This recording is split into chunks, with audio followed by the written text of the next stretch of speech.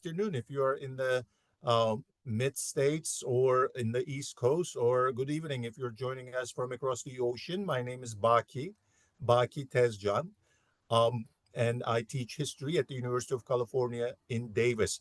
I used to be the president of OTSA. I'm no longer. As you know, my colleague İpek Yosmoğlu has been hosting the WOT'SAp events in the last months, in the last year or two. But today, because of traveling, she couldn't be the host, and that's why she asked me to step in, and I am more than happy to step in because today's event happens to be something that I am extremely fond of. You all know why you are here. We are here to celebrate a colleague of ours, Professor Linda Darling, and through a co-edited volume in her honor. There are going to be various introductions, and therefore I am keeping mine very short and passing the ball, the microphone that is, to Onur. Onur, go ahead. Thank you, Baki. Hello, everyone. Good evening from Vienna, Austria. It's nice to see so many people, more than 50 participants. So I was asked to tell the story behind the book. So I will also try to keep it short. So it was exactly 5 years ago in April 2020, the first days and weeks of the pandemic, as you remember. So I emailed Serpil and Alex, and we communicated about the preparing test script for Linda Darling. And then I approached Brill, not only because it's a very good publisher, because they also published Linda Darling's first book many years ago. And also they published test scripts in the past. So I communicated with Süreyya Faruqi, a series editor at Brill, one of the series editors.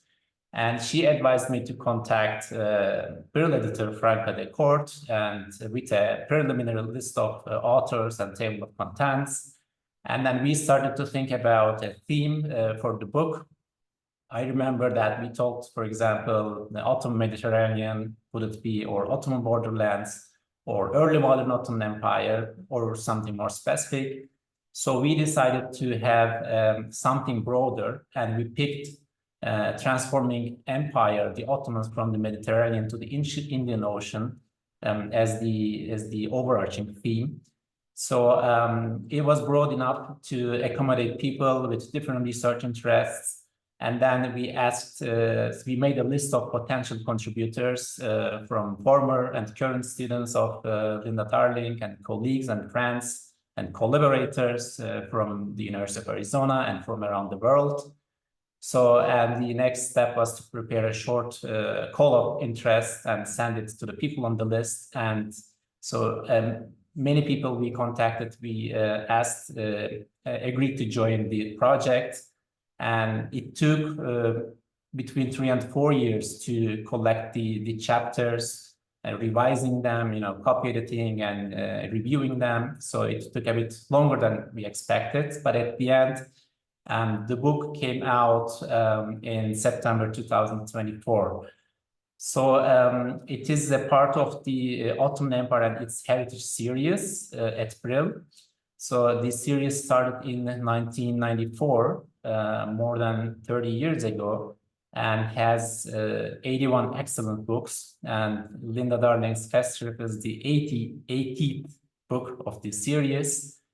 So I think we will talk about the book in detail, but very briefly, it kind of reflects the evolving and dynamic nature of the Ottoman Empire across 3 continents.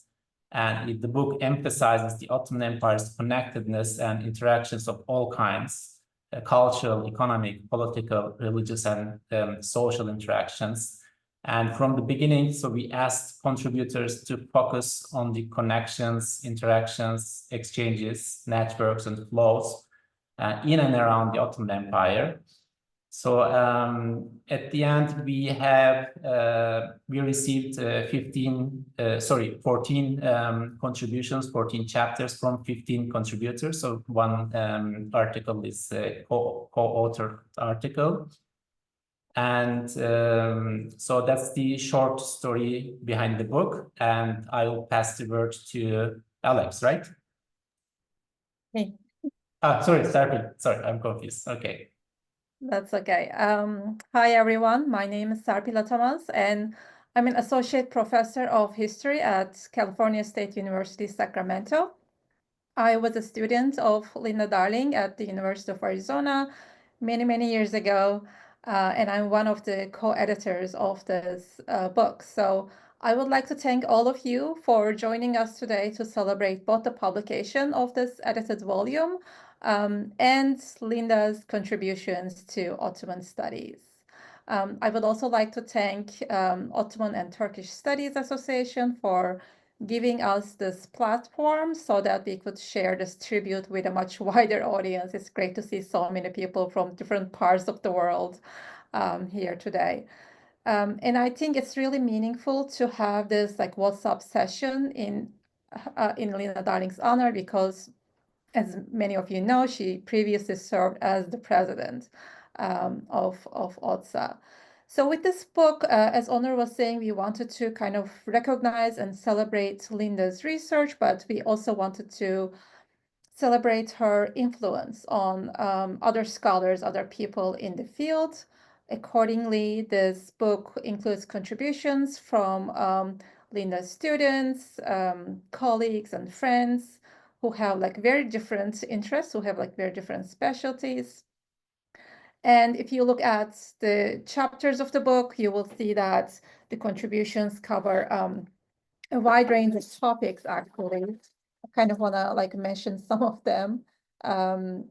We have imperial diplomacy between the Ottomans and Habsburgs, Ottoman naval endeavors in the Black Sea, the role of minorities as cultural and diplomatic intermediaries, changes in the Ottoman imperial paradigm, the Levantine and European influence on urban architecture in Istanbul and Izmir, the fluidity of legal identities in Alexandria, Egypt, implications of Mediterranean piracy for ordinary Ottomans, and changing notions of Kurdish identity.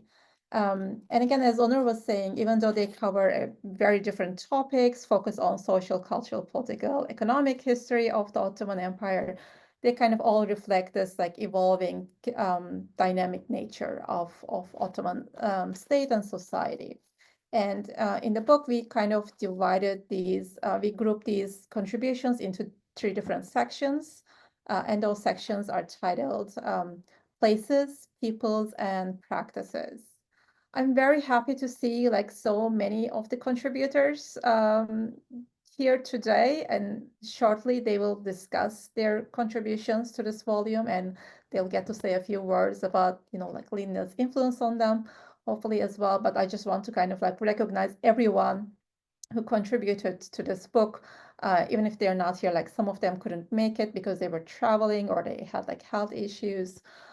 So the contributors to this volume are Richard Eaton, Gülşen, Baki Tezcan, Mirsini Mani Kalagera, Christine İsom Verharen, Fariba Zainabov, Claudia Romar, Ziad Fahmi, Ali Atabey, Lee Bodian, Emine Everett, Gülsüm Gürbüz Küçüksarı, and of course the editors Onur İnal, Serpil Atamaz, and Alex Schweig. So I'll pass the mic to Alex now.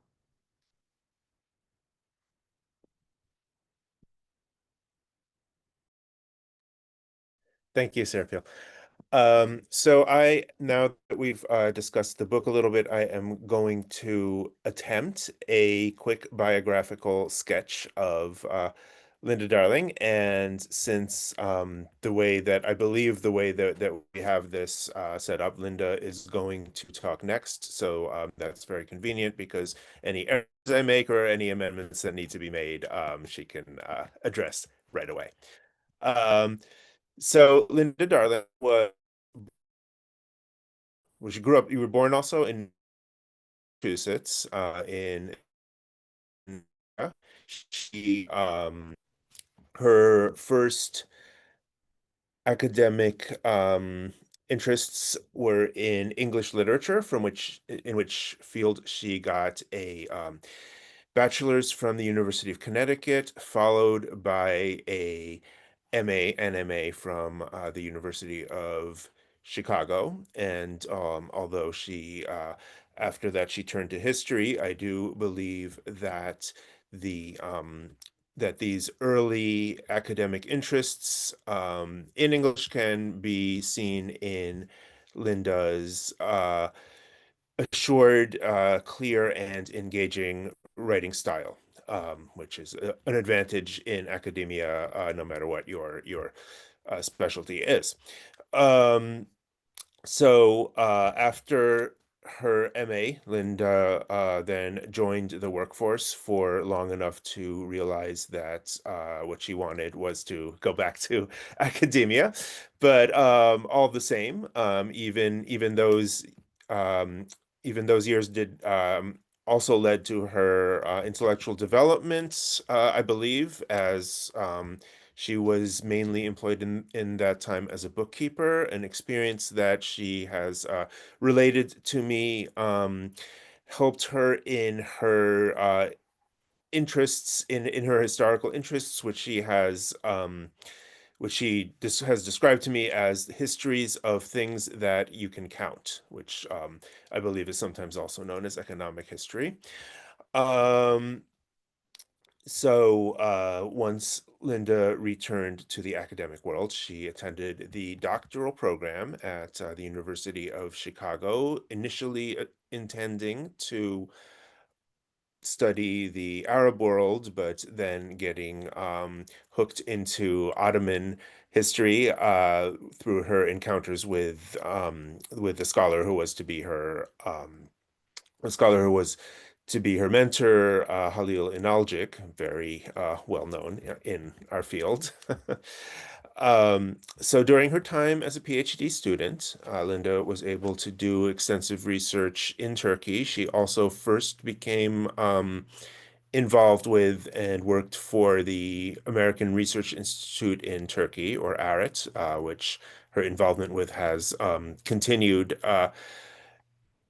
unto this day, in which she's actually the current incumbent president of ARIT. And as Serpil also had just mentioned, she's also been a previous president of OTSA. Linda Darling was hired by the University of Arizona in 1989, where she spent a 35-year career until retiring just last year, 2024. While she was there, she mentored a number of students, including me and my co-editors, Serpil and Onur, as advisees. I see at least a couple more here. I see Ali Atabe. I see Mirsini Manny Calogera. I might be missing someone. There's a lot of people on the screen. But anyway, we and others have benefited greatly from Linda's mentorship. And in addition to those who were her advisees, Linda, of course, also taught, it must number in the thousands of University of Arizona undergraduates and graduate students through such trademark courses of hers, such as the Ottoman Empire and her historiography, her graduate historiography seminar. Linda Darling has also published a rather prodigious amount during her career, including the books Revenue Raising, Tax Collection, and Finance Administration in the Ottoman Empire, 1560 to 1660, a history of social justice and political power in the Middle East, the circle of justice from Mesopotamia to globalization, and the Janissaries of Damascus in the 16th century, or how conquering a province changed the Ottoman Empire.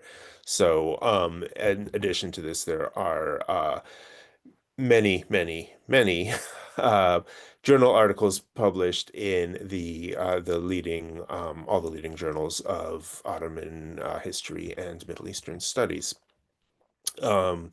In addition to working at her regular job at the University of Arizona, Linda's career has also featured prestigious visiting fellowships at the Institute for Historical Studies at the University of Texas at Austin and at the Annemarie Schimmel Kolleg of the University of Bonn, Germany. Linda's recent retirement, as all who know her will not at all be surprised by, does not mean that she is bowing out of the field, but is instead keeping busy with multiple research, publishing, speaking, and service to the field-related projects. Anyway, without further ado, it is my honor to present the Woman of the Hour, Dr. Linda Darling.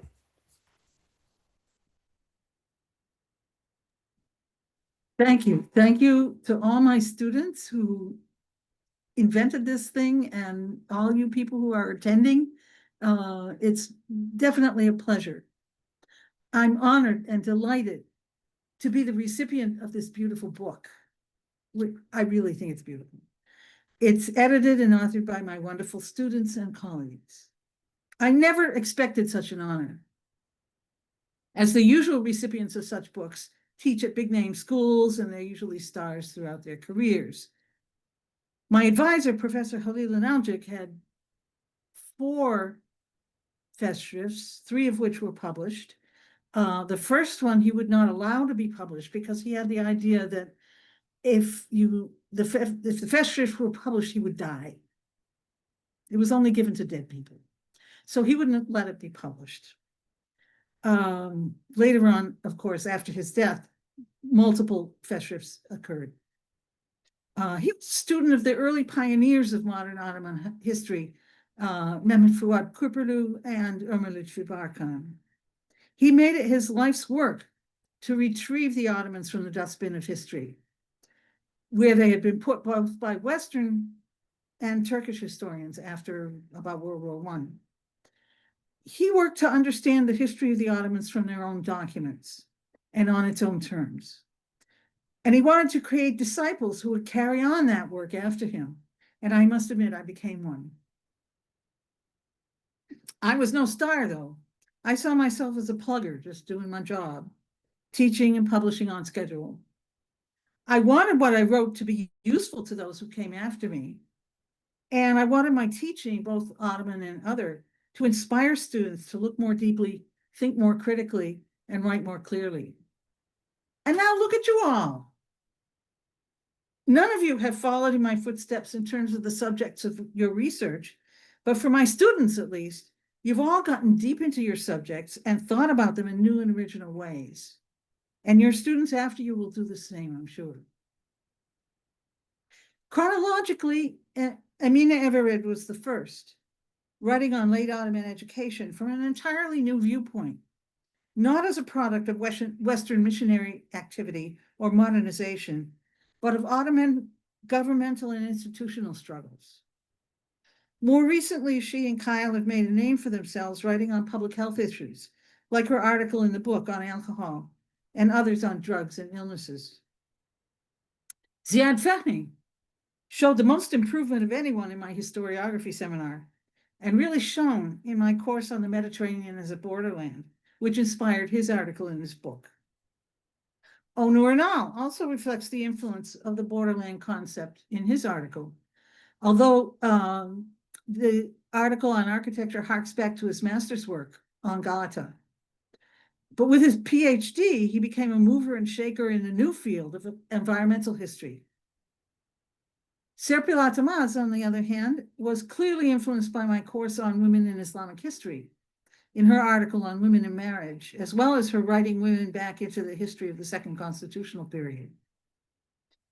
Ali Atabey's work stands firmly in the tradition of analgic social history, while benefiting strongly from the concepts of borderland identity as well. Finally, a student not yet graduated contributed an article, Mirsini Mani Caligera, on the Mavrocordatos, a Phanariot family whose roots in Chios I ran into while on vacation there. And let me not omit to mention Alex Schweig, who didn't contribute an article, but labored mightily in editing the volume. His dissertation on the railroad actually started with a paper in my Mediterranean seminar as well, In the book also are contributions for two students I worked with outside the history department. Gülsüm Gürbüz Küçüksara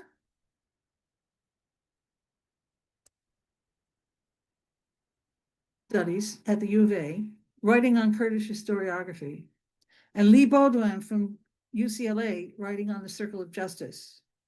They stand in for a number of students from other departments and other universities that I spent time with and time on over the years. And by the way, the Circle of Justice on the cover of the book is an original illustration, not just a copy. And I hope the editors will tell us something about that. Then my dear colleagues, Richard Eaton at the U of A, who hired me, by the way, I'm sure, for which I'm eternally grateful. I don't think he's here, is he? He's the notorious historian of India whose books are banned in India. And he's been my partner and mentor in Middle Eastern and world history, writing about, of all things in his book, Turks in India.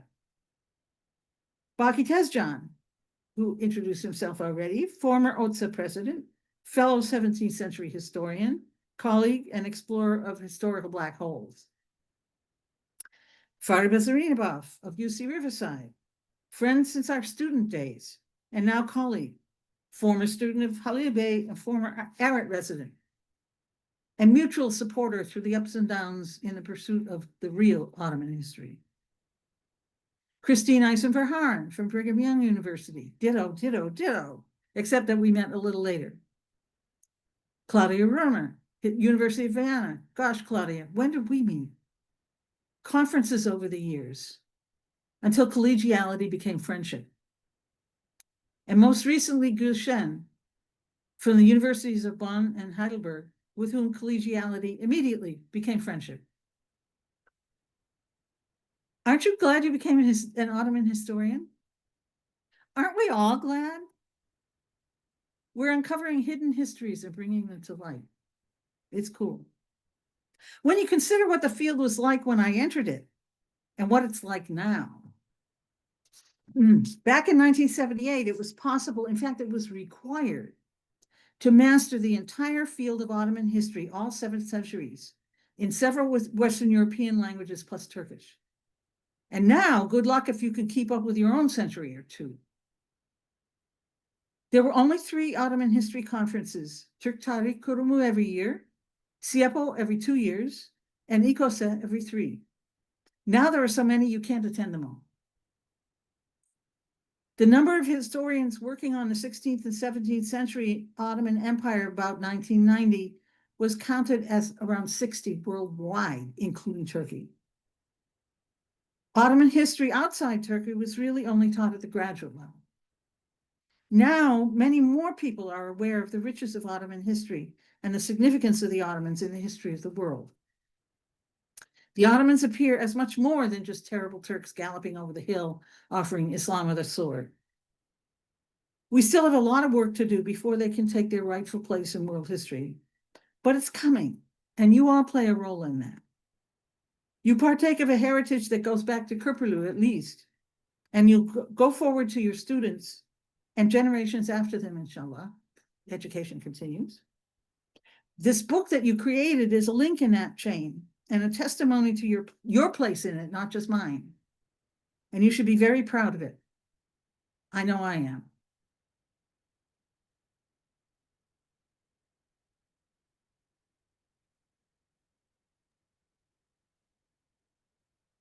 Thank you. Thank you so much, Linda. That was very, very kind of you to devote your time to your students and to your colleagues. It's so like you. Thank you. Thank you so much for being such a wonderful senior colleague, someone who didn't mind taking responsibility for, things, organizations like OTSA and now ARUT in your retirement.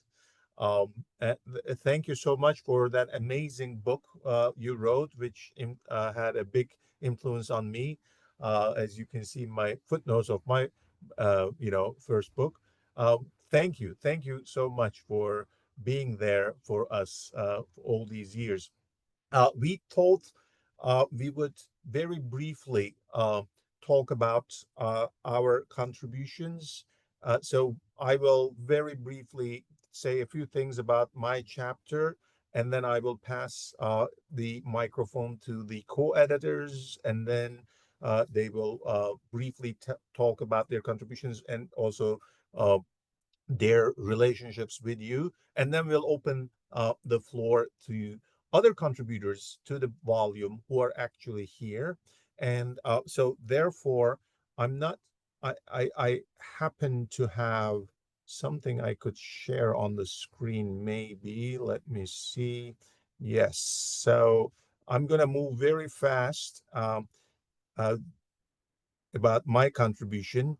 My contribution talks about Ibrahim Müteferrika and how he was understood by Niyazi Berkes on the one hand and Esat Joshan on the other. These are two quite different people. The one on the left, Niyazi Berkes, is a sociologist, and on the political spectrum, he stood on the left side, and he fell into trouble with government and ended up moving to Canada. So he became a professor at McGill, if I remember correctly. And then Esat Joshan comes from a very different background, faculty of theology, and he was a professor of theology and also a Naqshbandi sheikh. And he too fell into trouble with the government, but for being at the time regarded as a threat to secularism, and he ended up moving to Australia. Both of these people dealt with Ibrahim Müteferrika's treatise Risale-i Islamiye, and my article looks at this. What I have here on the slides are just to give you and the exciting part of the text. Ibrahim Müteferrika gives us a quotation. What he says was taken out of the the holy book of I think at this moment he's talking about the Torah. And as I try to argue, he writes this all in Ottoman, so it's a little tricky to read. But I was very grateful to my colleague in classics who joined forces with me to be able to read Latin written in Ottoman Turkish letters. So he claims this is something that was in the Torah but was taken out. And then he has other quotations, and here you get a good sense of, what is going on. This is how Latin is written, and that is how you would read it. This is the English translation, etc., etc. I'm not going to do a show and tell because there are a lot of contributors, and I don't want to take more time. I'm just giving you a gist of what I'm saying.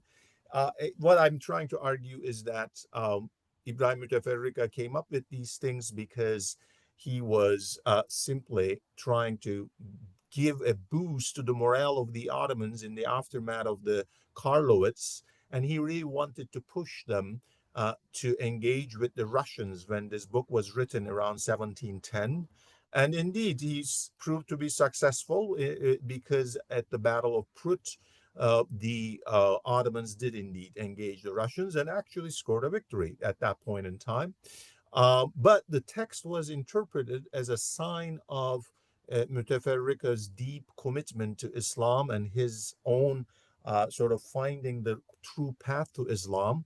But if you actually read the Latin text, you can see he kind of made it up as he went. And he himself did not really know as much about Christianity as he's claimed to know. I'm not going to get into details there. At the end of the article, I end with this, which brings together people like Esat Joshan and people like Niyazi Berkes. In Turkey, social scientists and Islamic scholars, unfortunately, tend to think that in order to be a modern Turk, you also need to be a Muslim. So that is how they think of, in this particular case, of Ibrahim Müteferrika, even though he is a convert. Well, he completely became one of us with the complete understandings of Muslimness. Anyway, I'll shut up right here so that others can talk about their contributions. And again, thank you so much, Linda, for being our senior colleague and shouldering many responsibilities over the years. Thank you.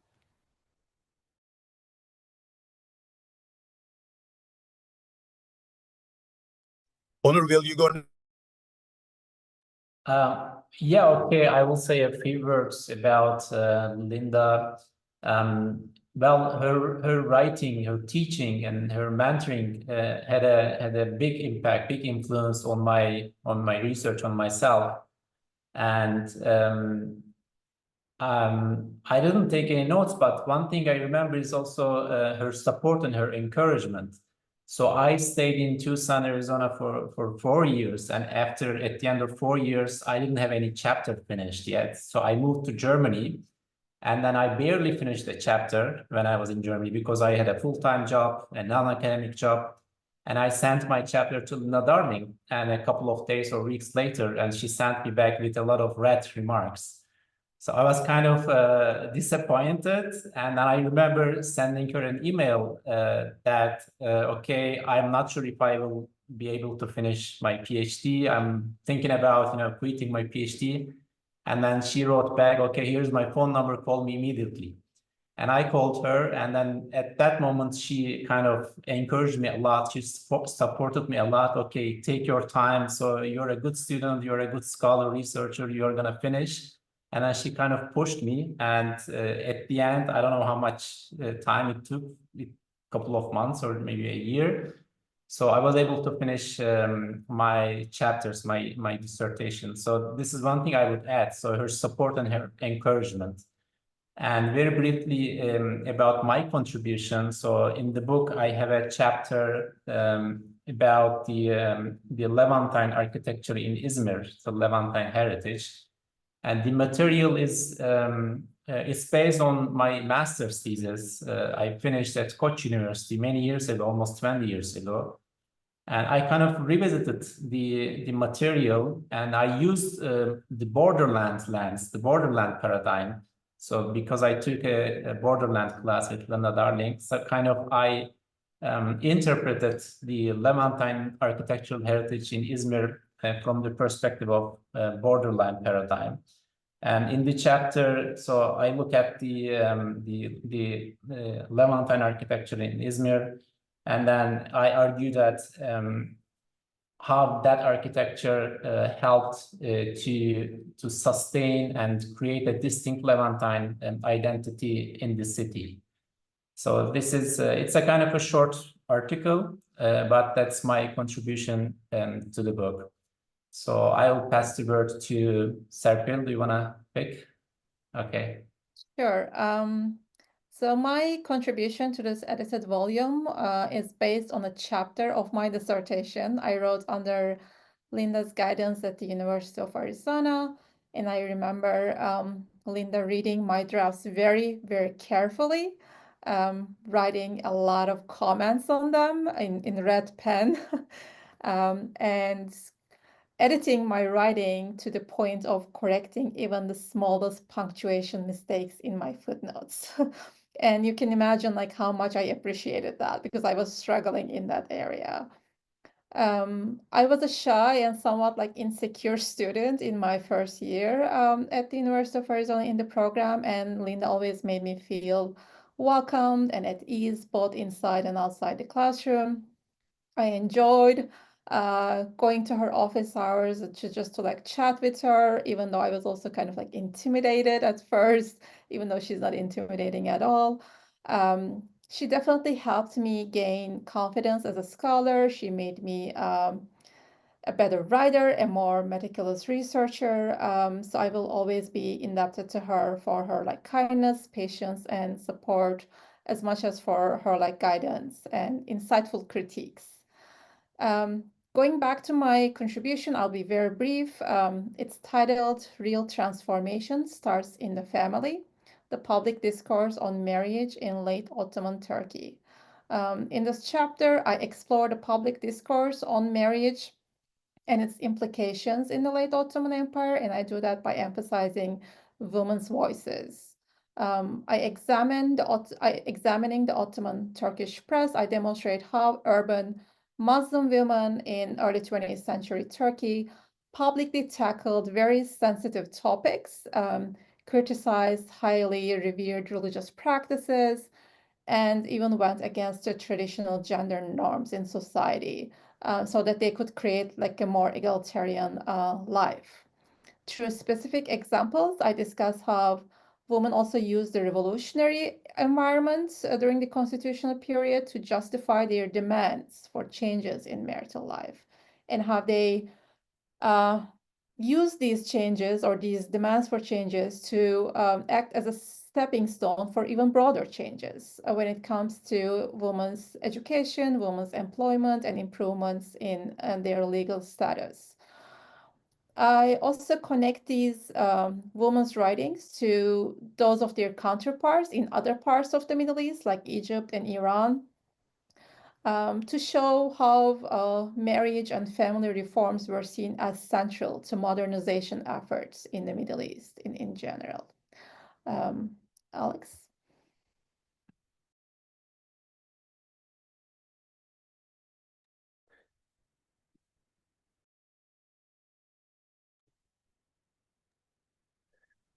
Okay, thank you, Serpil, Onur, Baki, for so I will just talk briefly about Linda Darling's influence on me, and I'm going to try to really make this brief since we've got a lot of contributors waiting to speak, which is wonderful. Thank you all so much for coming. Linda has, of course, made me a better historian. In fact, she has done a huge amount to shape the historian that I am, full stop. Of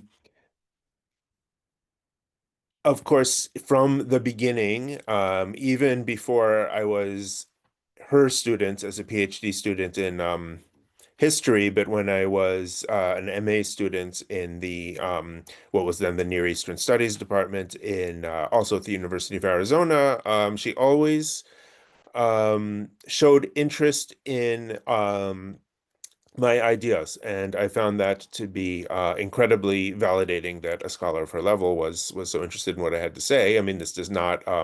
I definitely had the exact same red pen experience that Onur and Serpil were talking about, which I remember was a little bit overwhelming for me when I first, after my first seminar paper that I wrote for Linda, but ultimately, I have been so lucky to have had an advisor who paid so much attention and cared enough to want to fix even things that were the smaller details as well as larger issues that I admit were also there.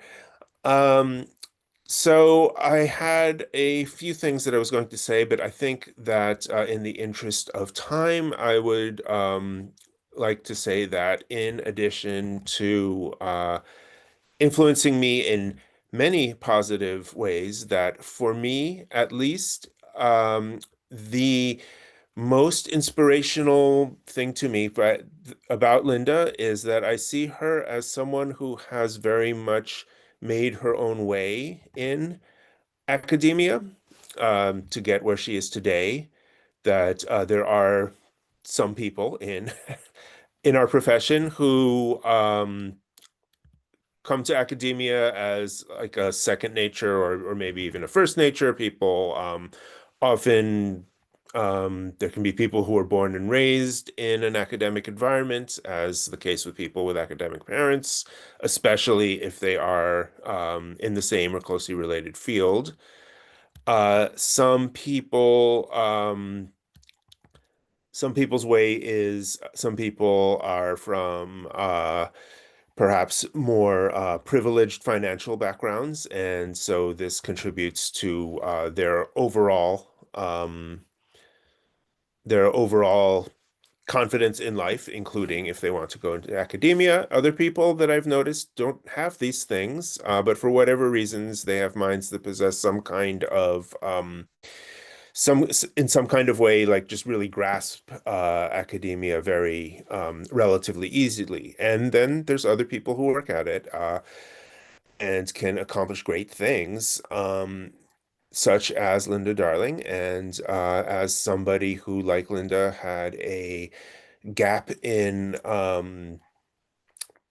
a gap in my academic resume, a gap in between undergrad and graduate programs, and someone who has not always felt that academia was the most intuitive thing. I believe that Linda Darling, as somebody who has really made her own way through her own work, is more than just a mentor, but also a role model to me. Thank you. Baki, are you? Yes, I think yes. Thank you. Thank you, Alex. Now we will open the floor for other contributors from the volume for them to both tell us a little bit about their contributions and a little bit about their relationships with Linda. Um, I'm not going to call on people. Maybe people could use the raise hand function on here on Zoom where you see react, and then I would then call the people according to those who raise their hands. Anyone from the volume who would like to say, yes, I see one hand, and that is Christine Somverharen. Yes, please go ahead, Christine. All right, so I met Linda when I just started my PhD program, and we only overlapped at Chicago for a year, but somehow we really made a connection. And even though I didn't have the closest relationship with most of my advisors, though I do claim to be a student of Halil Bey, as well as Linda said. So Linda actually served as sort of an unofficial advisor, I would say, as I finished my PhD and then revised my book and have done other writing since then. So I am very grateful for the influence that Linda has been on my academic career as an Ottoman historian. So I'll just briefly talk about my contribution. I thought it was a perfect contribution for a festschrift for Linda, because its purpose is to show that if one writes Ottoman history from literary sources and ignores the archives, one really gets a very narrow view of Ottoman history. And so, as I said, as we were both trained by Inaljic, archives are really important for us. So I had an Ottoman naval aspect, and the title is Rowing to the Rescue. So it is about oarsmen, and I looked at all the documents from one particular Muhima register about oarsmen, and if you were to look at what I write about in this particular article, in the foremost Ottoman historian of naval matters, Khatib Çelebi, he doesn't mention anything that I write about in this article at all. But if you look at the documents, there's lots of documents about it. And so it just additionally proves that you have to use all the available sources. I love narrative sources when I can find them, but for most of the study that I do, I have to rely on documents. So this is a chapter that talks about oarsmen, particularly as related to the Black Sea. And it's part of a larger work that I'm working on. The title is Life in the Early Modern Ottoman Navy, and it's under contract with Edinburgh University Press, and I just have to finish writing the book, is the problem here. But it's a biography of two middle-ranking Ottoman naval personnel, as opposed to the superstars, which I talked about in my earlier book. So I want to thank Linda so much for all she has done to help me keep writing Ottoman history, and I so much appreciate our conversations, which really help me kind of clarify a lot of the ideas that I have. So thank you, Linda. Thank you, Christine. And now I will pass the microphone to Ali. Ali, go ahead. Hi, everyone. Thank you, Baki. It's a great honor to be here to celebrate Linda's outstanding career and her mentorship. And it is such a great testimony to her contributions to the field that there are so many great scholars here. So she has been a great mentor to me. I'm still in touch with her to get help with my book proposal and ongoing book project. And over the years, she has always been a constant support, and she was the reason why I ended up in Arizona. For decades, she has single-handedly put the University of Arizona on the map for Ottomanists and have inspired countless students from Turkey and beyond to pursue their passion for early modern Ottoman and modern Ottoman history. And I cannot overstate the impact she has had on my academic journey.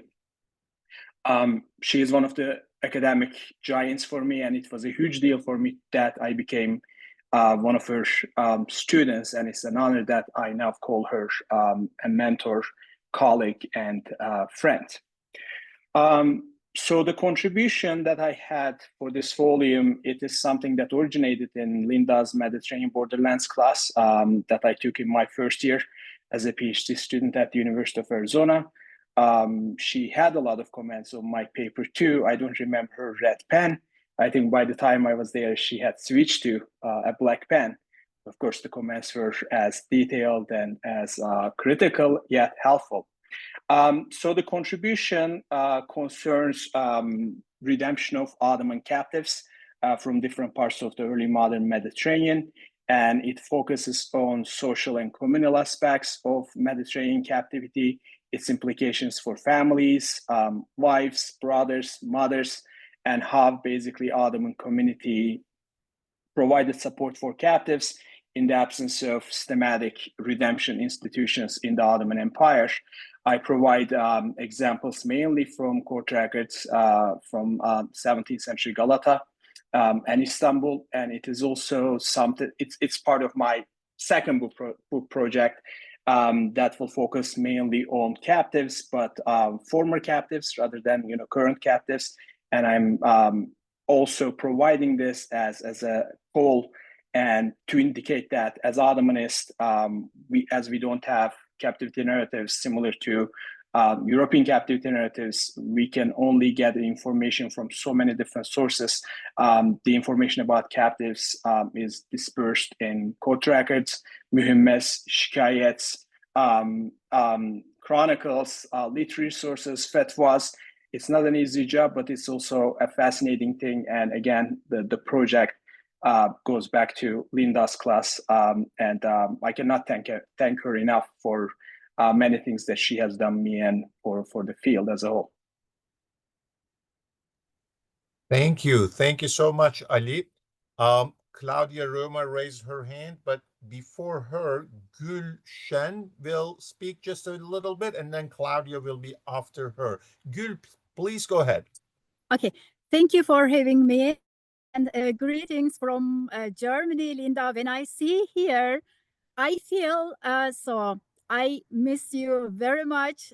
And since we saw each other and we were together on Crete last year on the conference with Christine. And hopefully soon in Bucharest again. So my contribution to this festschrift is about an Ottoman, basically the most well-known Ottoman war captive, Osman Ağa, but his after captivity career.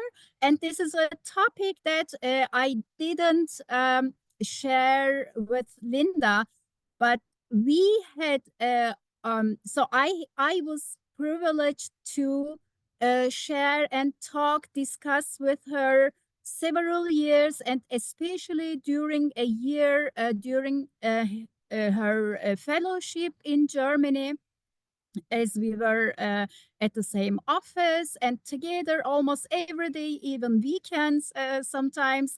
I have learned a lot. So she has had a great impact on my research, study, teaching Ottoman history, everything. And probably the most important thing that I have learned from Linda is considering the study, research, and teaching of Ottoman history very seriously.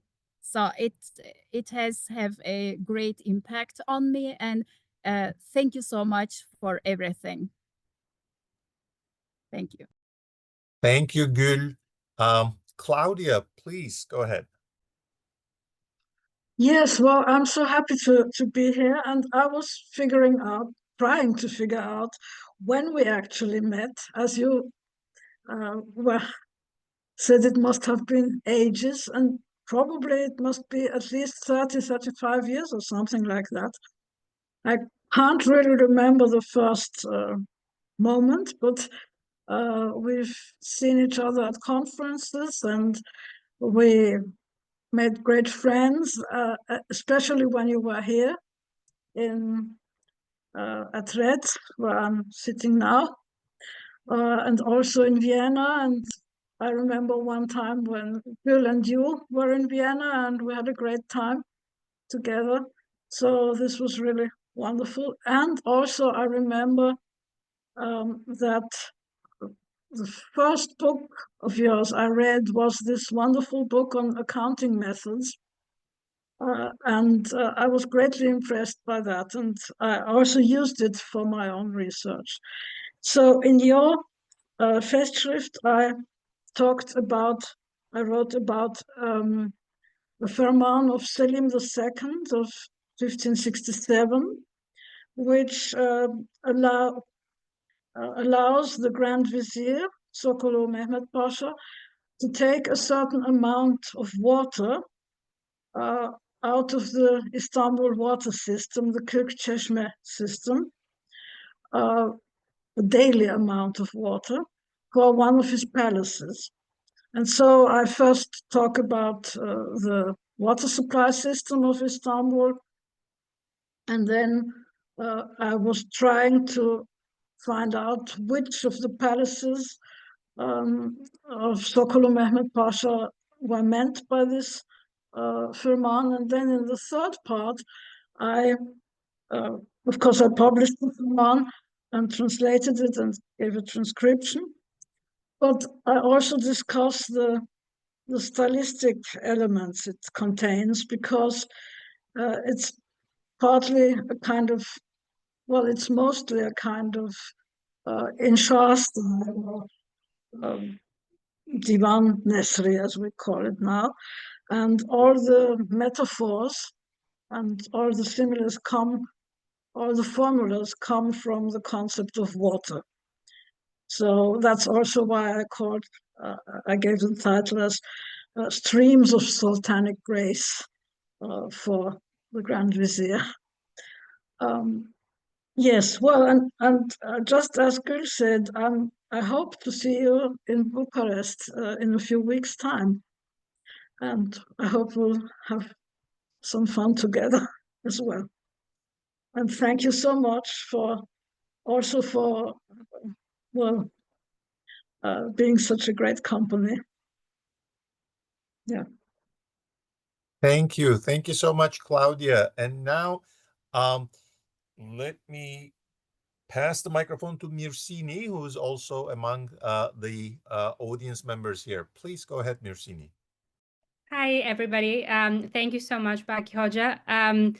Yes, so I'm still one of Dr. Darling's current PhD students for the foreseeable year, for the next year, I guess. And I have to say, I can only echo what everybody else has said. She's been an incredible mentor to me. I think for me, one of the moments that really stands out is, I think in my first or second year, I remember that I went to her office, and I came to the University of Arizona not knowing Ottoman, not knowing how to read Ottoman. And I can't remember if I cried in her office or if I cried just after leaving her office, but I was very upset because I felt that I will never learn this language. I will never learn how to read it.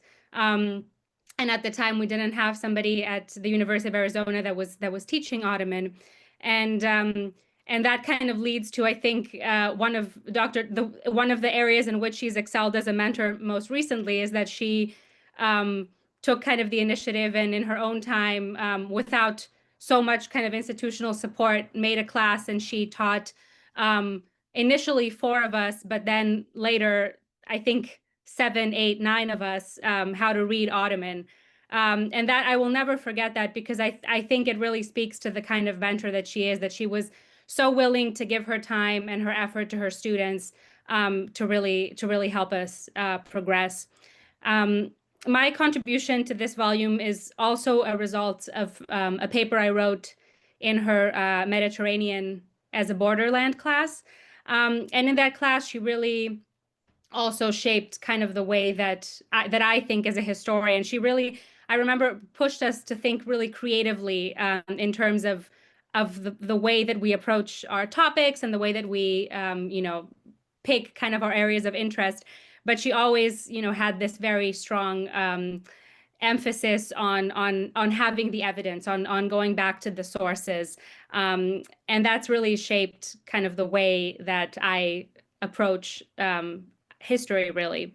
And she, during this time, also really encouraged me to find my lens, so to speak. This particular contribution is kind of tied to my broader interest, which is looking at the politics of elites, the elite households, Ottoman history through the lens of elite households. And that's really something that Dr. Darling kind of encouraged me to think about. This contribution is about the Mavrocordatos family.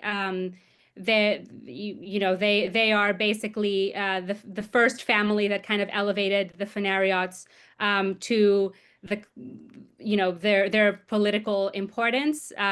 First, the father, Alexander Mavrocordatos, who was the first Grand Dragoman, first Phanariot Grand Dragoman, and then his son, Nicholas Mavrocordatos, who is the main focus of this contribution. He was the first voivoda of Moldavia and then later Wallachia.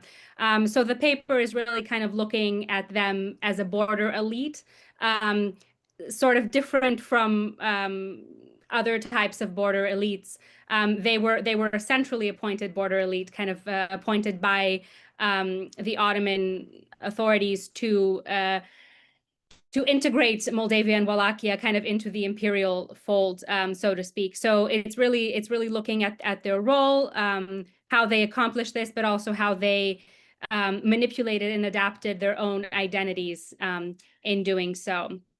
And yeah, it also benefited greatly from Dr. Darling's advice and comments. I can only echo what everybody else said. I think Dr. Darling is the only person who has ever edited my footnotes. So that kind of shows how close of a reader she is and how much time she devotes to helping her students. So thank you very much, Dr. Darling. Thank you, Alex, Onur, and Serpil for organizing this and for editing the volume.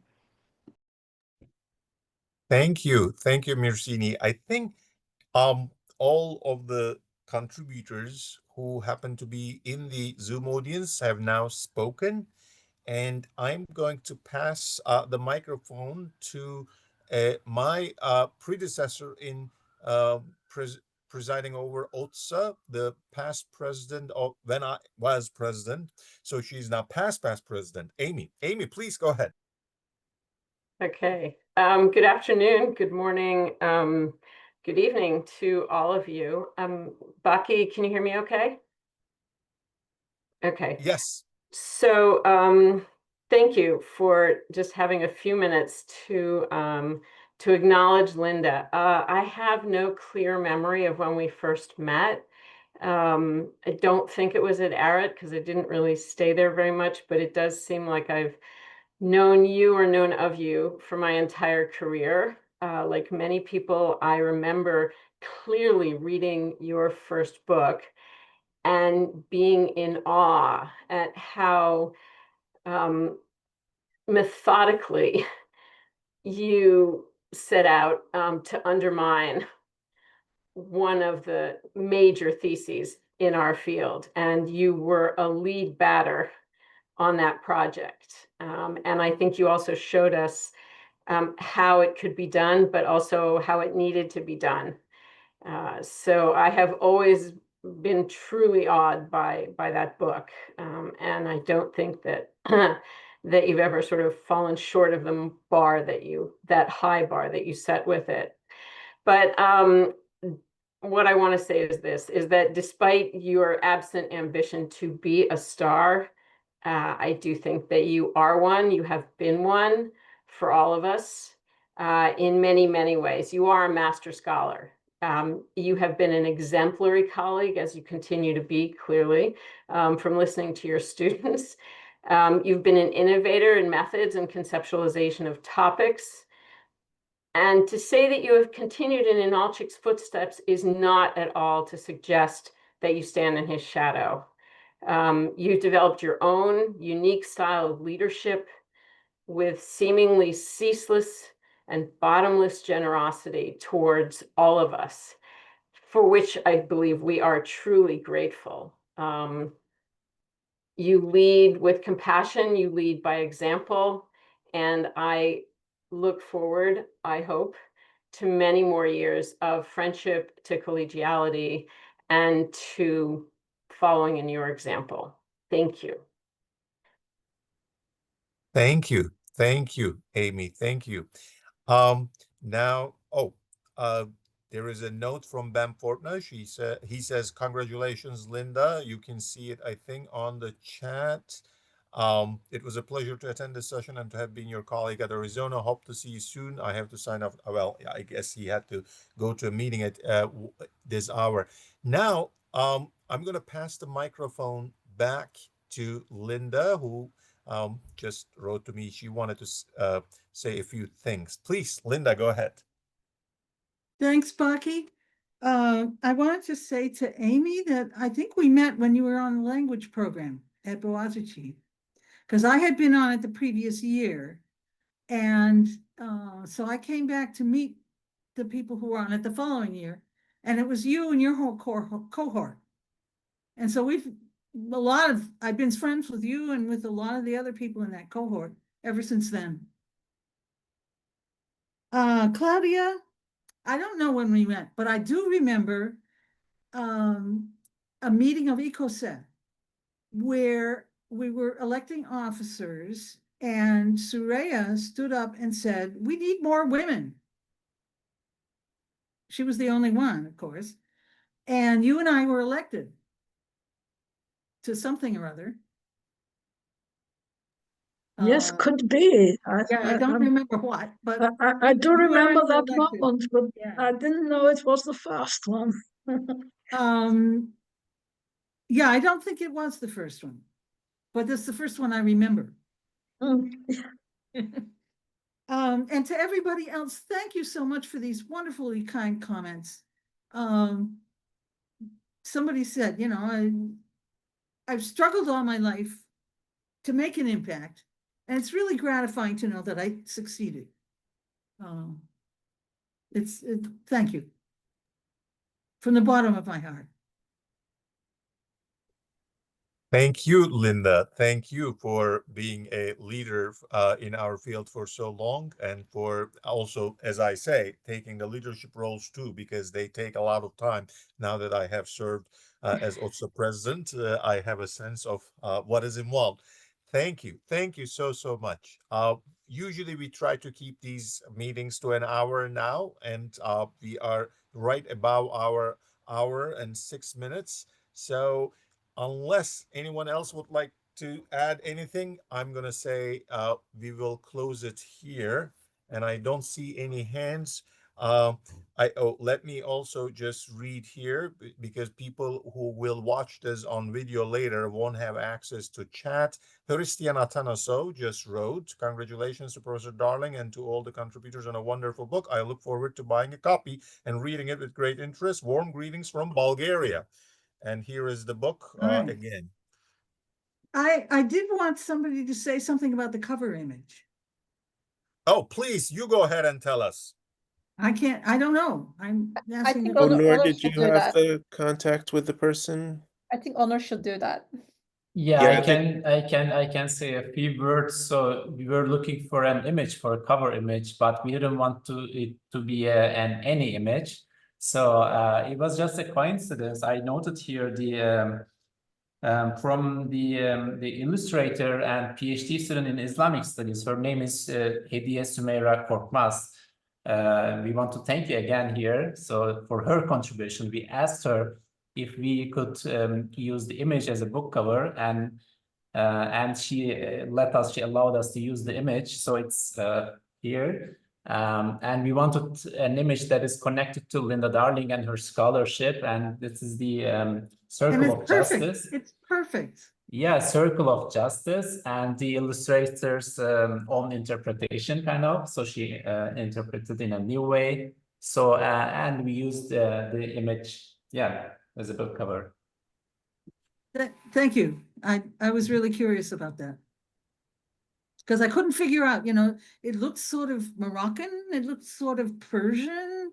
I couldn't figure out what it was.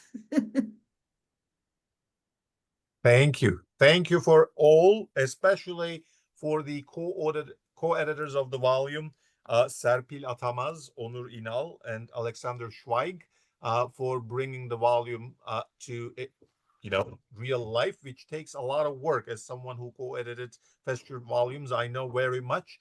It is a lot of work. Thank you, and thank you, Linda, again. Thank you. And You're welcome, and thank you. Thank you, Baki, for hosting this, for your contribution to the volume 2, of course, and giving us a platform. Thank you. And we will see everyone next month at the next WOT'SAp meeting, inshallah. All right. Okay. Bye-bye. Bye.